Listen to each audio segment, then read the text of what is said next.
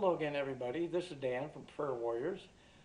Today, I'd like to talk about the prophet Elisha, not Elijah, but Elisha.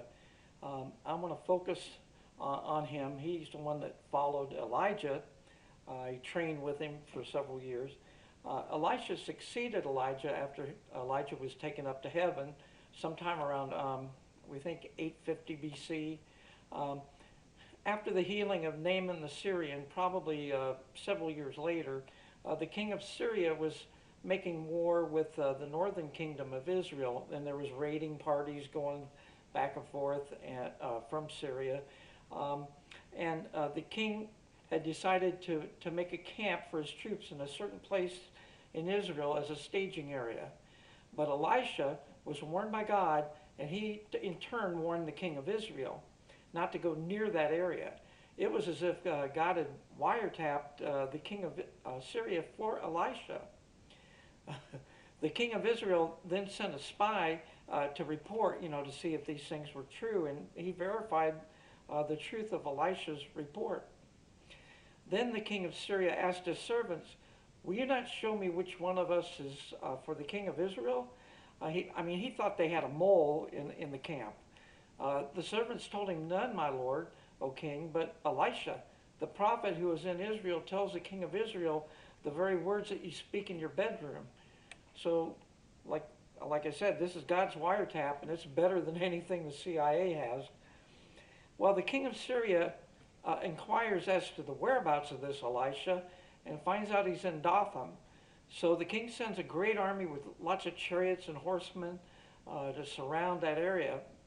In fact, the entire city was surrounded, but Elisha remains calm. Now his servant, who we think is probably Gehazi, we'll hear about him another time, is freaking out. He says, "We're surrounded," to which Elisha says, "What you mean we, pale face?" No, he didn't say that. I'm sorry. That's an old Lone Ranger Tonto joke. Elisha told him that they that are with us are more than they that are with him. I can imagine his servant saying, "Yeah, boss, but I can see them." Elisha, in what sounds like a bit of disgust over the lack of faith of his servant's part, said, "Oh, Lord, open his eyes." And suddenly his servant could see the angelic army protecting them. This is one of those rare instances where people get a glimpse of the spiritual world. We see them here and there. We hear about at the beginning of Job, the muster that God called, and all the angels, including Satan, had to report and give an account. We have no idea of the battles that are being waged all around us every day in the heavenly realm on our behalf. Well, getting back to our story, Elisha prayed that the Syrian army would be struck with blindness. Then he said, "Hey, these aren't the droids that you're looking for." Sorry. He said, "You're in the wrong place. I'll lead you." And he led them to the king of Israel in Samaria. Suddenly, their eyes were open. Uh-oh.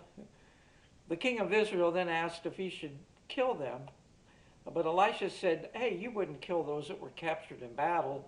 Rather, feed them, show mercy, and send them back." And this is a kind of an echo in advance of Jesus saying to show grace and mercy to our enemies. This is an Old Testament example of mercy. Elisha had asked for a double portion of miracles in reference to his teacher Elijah. Elijah did 8 major miracles. Well, actually, God did them through Elijah. And God did 16 through Elisha. Now, we'll talk about more about both men later. I've got the links below, and may God richly bless you.